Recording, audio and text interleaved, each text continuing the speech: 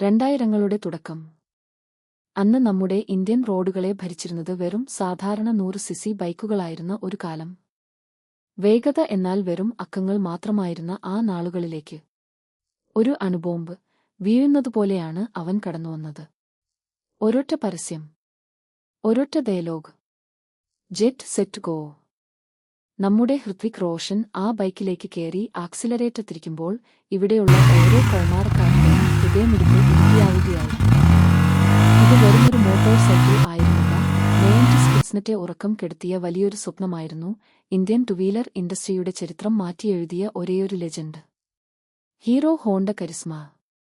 അത്യുന്നതിയിൽ നിന്ന് തകർച്ചയിലേക്ക് വീണിട്ടും ഇന്നും ബൈക്ക് പ്രേമികളുടെ മനസ്സിൽ ഒരു വികാരമായി ജീവിക്കുന്ന ആ സിംഹത്തിന്റെ കഥ, the rise and fall of legend Karizma. 2003 May മാസം. ഇന്ത്യൻ വിപണിയിൽ ബജാജ് പൾസറും ഹീറോ ഹോണ്ട സിബിസിഡും തമ്മിൽ കടുത്ത മത്സരം നടക്കുന്ന സമയം. അവിടെയാണ് ഹോണ്ട തങ്ങളുടെ ജാപ്പനീസ് സാങ്കേതികവിദ്യയുടെ ഏറ്റവും വലിയ ഒരു മാസ്റ്റർ പീസ് ഇന്ത്യയിലേക്ക് എത്തിക്കാൻ തീരുമാനിക്കുന്നത്. പലർക്കും അറിയാത്ത ഒരു രഹസ്യമുണ്ട്. കരിസ്മയിൽ ഉപയോഗിച്ച ആ ഐതിഹാസികമായ 223cc എഞ്ചിൻ എവിടെ നിന്നാണ് വന്നതെന്ന് അറിയാമോ? അന്താരാഷ്ട്ര വിപണിയിൽ ഓഫ് റോഡ് ട്രാക്കുകൾ കീഴടക്കി നടന്നിരുന്ന ഹോണ്ടയുടെ പ്രശസ്തമായ ഹോണ്ട CRF 230 സീരീസിലെ CRF 230F എന്ന വിഖ്യാത ഡെയർട്ട് ബൈക്കിൽ നിന്നുമാണ് ആ എഞ്ചിൻ ഹീറോ ഹോണ്ട കടമെടുത്തത്. അതെ, ഒരു പക്കാ ഓഫ് റോഡ് എഞ്ചിൻ. ആ എഞ്ചിനെ ഇന്ത്യൻ റോഡുകൾക്ക് അനുയോജ്യമായ രീതിയിൽ ട്യൂൺ ചെയ്ത് 5 സ്പീഡ് ഗിയർ ബോക്സുമായി കണക്ട് ചെയ്താണ് ഹീറോ ഹോണ്ട കരിസ്മ പുറത്തിറക്കിയത്. 17 bhp കരുത്തും 18.3 Nm ടോർക്കും നൽകിയിരുന്ന ആ എഞ്ചിൻ അന്നത്തെ കാലത്ത് ഒരു വന്യമൃഗത്തെപ്പോലെയായിരുന്നു. ആ സ്മൂത്ത്നെസ്സും റിഫൈൻമെന്റും അതുവരെ ഇന്ത്യക്കാർ അനുഭവിച്ചിട്ടില്ലാത്ത ഒന്നായിരുന്നു. ഇന്ത്യയിൽ അക്കാലത്ത് ലോങ് റൈഡുകൾക്ക് പോകുന്നവരുടെ ഒരേയൊരു ആശ്രയമായിരുന്നു കരിസ്മ. ഇതൊരു പക്കാ സ്പോർട്സ് ട്യൂറർ കാറ്റഗറി ബൈക്കായിരുന്നു. ഇതിന്റെ സീറ്റിംഗ് കംഫർട്ടും ഹാൻഡ്ലിംഗും അത്രമേൽ പെർഫെക്റ്റ് ആയിരുന്നു. നിങ്ങൾക്ക് വിശ്വസിക്കാൻ കഴിയുമോ? ഒറ്റ സ്ട്രെച്ചിൽ 500 കിലോമീറ്ററിലധികം ഈ ബൈക്കിൽ യാതൊരുവിധ ബാക്ക് പെയിനും ഇല്ലാതെ സുഖമായി യാത്ര ചെയ്യാൻ സാധിക്കുമായിരുന്നു. ആ വൈഡ് സീറ്റും ക്ലിപ്പ് ഓൺ ഹാൻഡിൽ ബാറുകൾ ഇല്ലാത്ത ആ കംഫർട്ടബിൾ റൈഡിംഗ് പൊസിഷനും ഹൈവേകളിൽ കരിസ്മയെ ഒരു രാജാവാക്കി മാറ്റി. നിങ്ങൾക്കറിയാമോ, കരിസ്മയ്ക്ക് മറ്റൊരു അപൂർവ റെക്കോർഡ് കൂടിയുണ്ട്. ഇന്ത്യയിൽ ആദ്യമായി 24 മണിക്കൂർ എൻഡുറൻസ് റെക്കോർഡ് സ്ഥാപിച്ച ആദ്യത്തെ ഇന്ത്യൻ മോട്ടോർ സൈക്കിൾ ആണ് ഹീറോ ഹോണ്ട കരിസ്മ. അതായത് 24 മണിക്കൂർ തുടർച്ചയായി ഓടിച്ച് 2525 കിലോമീറ്റർ താണ്ടിയ ഒരു റെക്കോർഡ്. ഇന്ത്യയിലെ മറ്റൊരു ഇരുചക്രവാഹനത്തിനും ഇത്തരമൊരു നേട്ടം അവകാശപ്പെടാനില്ല. 2007 ഹീറോ ഹോണ്ട ഇതിനെ റീബ്രാൻഡ് ചെയ്ത് കരിസ്മ R എന്ന പേരിൽ വിപണിയിൽ എത്തിച്ചു. ആ സെമിഫെയറിംഗും ബോൾഡ് ആയ ഗ്രാഫിക്സും മഞ്ഞയും ചുവപ്പും നിറങ്ങളും ഇന്ത്യൻ യുവാക്കൾക്കിടയിൽ ഒരു ഭ്രാന്തായി പടർന്നു. ഹോണ്ടയുടെ കൊളാബോറേഷൻ ഉണ്ടായിരുന്ന ആ സുവർണകാലത്ത് കരിസ്മ R വാങ്ങാൻ ആളുകൾ ഷോറൂമുകൾക്ക് മുന്നിൽ ക്യൂ നിൽക്കുകയായിരുന്നു. ഒരു ലെജൻഡ് ആണെങ്കിലും കരിസ്മയ്ക്ക് അതിന്റേതായ നല്ല വശങ്ങളും ചീത്ത വശങ്ങളും ഉണ്ടായിരുന്നു. നമുക്ക് അവയൊന്ന് പരിശോധിക്കാം. നല്ല വശങ്ങൾ: അതിശയകരമായ എഞ്ചിൻ റിഫൈൻമെന്റ്. 100 കിലോമീറ്റർ വേഗതയിൽ എത്ര മണിക്കൂർ വേണമെങ്കിലും എഞ്ചിൻ യാതൊരു വിറയലുമില്ലാതെ സുഗമമായി ഓടും. Riding comfort. ലോങ് റൈഡുകൾക്ക് ഇതിലും മികച്ചൊരു ബൈക്ക് അക്കാലത്ത് സ്വപ്നങ്ങളിൽ മാത്രമായിരുന്നു. Looks and road presence.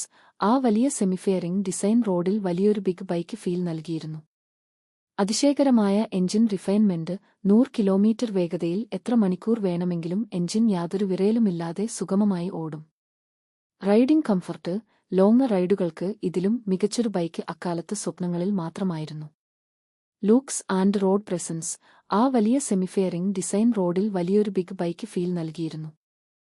ദോഷവശങ്ങൾ: വിലകൂടിയ സ്പെയർ പാർട്സ്. ഹോണ്ടയുടെ പാർട്സ് ആയതുകൊണ്ടുതന്നെ ഇതിന്റെ ഫെയറിംഗും മറ്റ് സ്പെയറുകളും വളരെ ചെലവേറിയതായിരുന്നു.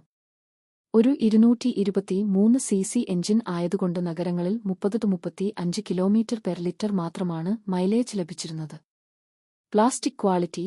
കാലപ്പഴക്കം ചെല്ലുമ്പോൾ ഇതിന്റെ ഫെയറിംഗ് പ്ലാസ്റ്റിക്കുകൾ വൈബ്രേറ്റ് ചെയ്യാനും പൊട്ടിപ്പോകാനുമുള്ള സാധ്യത കൂടുതലായിരുന്നു. പക്ഷേ ഏതൊരു സാമ്രാജ്യത്തിനും ഒരു അന്ത്യമുണ്ട്. കരിസ്മയുടെ തകർച്ചയുടെ തുടക്കം 2011-ലായിരുന്നു. ഹീറോയും ഹോണ്ടയും തങ്ങളുടെ വർഷങ്ങൾ നീണ്ട കൂട്ടുകെട്ട് അവസാനിപ്പിച്ചു. ഹോണ്ടയുടെ എഞ്ചിൻ സാങ്കേതികവിദ്യയും പിന്തുണയും ഹീറോയ്ക്ക് നഷ്ടമായി. ഹീറോ മോട്ടോകോർപ്പ് എന്ന പുതിയ കമ്പനി പിറന്നു. തുടർന്ന് കരിസ്മയുടെ വിപണി തിരിച്ചുപിടിക്കാൻ ഹീറോ അമേരിക്കൻ കമ്പനിയായ എറിക് ബുൾ റേസിംഗ് EBR-മായി കൈകോർത്തു. അവിടുന്ന് അങ്ങോട്ട് കരിസ്മയുടെ ചരിത്രത്തിലെ ഏറ്റവും ഇരുണ്ട അധ്യായം ആരംഭിക്കുകയായി. 2014 ഹീറോ പുറത്തിറക്കിയ കരിസ്മ ആറിന്റെയും സെദ്യമാറിന്റെയും പുതിയ ഡിസൈൻ ആരാധകരെ ഞെട്ടിച്ചു കളഞ്ഞു. പക്ഷേ നല്ല രീതിയിലായിരുന്നില്ല. വിചിത്രമായ ഡിസൈൻ, ഒട്ടും ആകർഷകമല്ലാത്ത ബോഡി ലൈനുകൾ, വികൃതമായ ഹെഡ്ലൈറ്റ് ഡിസൈൻ എന്നിവ ബൈക്ക് പ്രേമികൾക്ക് ഒട്ടും ദഹിച്ചില്ല. ഡിസൈനിലെ ഈ വലിയ പരാജയം കരിസ്മയുടെ ഡിമാൻഡ് കുത്തനെ കുറച്ചു. ആളുകൾ ആ വണ്ടിയെ പൂർണ്ണമായി കൈവിട്ടു. പൾസറും R15 വിപണി ഭരിക്കുമ്പോൾ കരിസ്മ ഒരു മൂലയിലേക്ക് ഒതുക്കപ്പെട്ടു. ഒടുവിൽ 2019 ഹീറോയ്ക്ക് ആ ലെജൻഡിന്റെ ഉത്പാദനം പൂർണ്ണമായി നിർത്തേണ്ടിവന്നു. എന്നാൽ ചരിത്രം അവിടെ അവസാനിച്ചില്ല. 2023 ഹീറോ തങ്ങളുടെ പഴയ സിംഹത്തെ പുതിയ രൂപത്തിൽ വീണ്ടും അവതരിപ്പിച്ചു. Hero charisma XMR ടുഡേൻ. പുതിയ liquid cooled DOHC engine, aggressive ആയ ഫുൾ ഫെയറിംഗ് ഡിസൈൻ, മോഡേൺ ഫീച്ചറുകൾ. ഒറ്റനോട്ടത്തിൽ ആർക്കും ഇഷ്ടപ്പെടുന്ന ഒരു കിടിലൻ ലുക്കിലാണ് ഈ പുതിയ മോഡൽ എത്തിയത്. പുതിയ XMR കാണാൻ വളരെ മനോഹരമാണെങ്കിലും ആദ്യ തലമുറ കരിസ്മ നൽകിയിരുന്ന ആ ഒരു ഹോണ്ട ക്വാളിറ്റി ഇതിൽ പൂർണ്ണമായി കൊണ്ടുവരാൻ ഹീറോയ്ക്ക് കഴിഞ്ഞില്ല. ചില ഫിറ്റ് ആൻഡ് ഫിനിഷ് പ്രശ്നങ്ങളും പ്ലാസ്റ്റിക് ക്വാളിറ്റി കുറവും ഇതിൽ പലരും ചൂണ്ടിക്കാണിക്കുന്നു. അതുകൊണ്ടുതന്നെ വിപണിയിൽ പഴയതുപോലൊരു തരംഗം സൃഷ്ടിക്കാൻ ഈ പുതിയ XMR-ന് സാധിച്ചിട്ടില്ല. ഫലമോ സെക്കൻഡ് ഹാൻഡ് മാർക്കറ്റിലും റീസെയിൽ വാല്യൂവിലും പുതിയ മോഡൽ ഒരൽപ്പം പിന്നോട്ടു പോകുന്ന കാഴ്ചയാണ് നാം കാണുന്നത്. കാലങ്ങൾ മാറിയേക്കാം. പുതിയ സാങ്കേതികവിദ്യകളുമായി വലിയ ബൈക്കുകൾ ഇനിയും വന്നേക്കാം.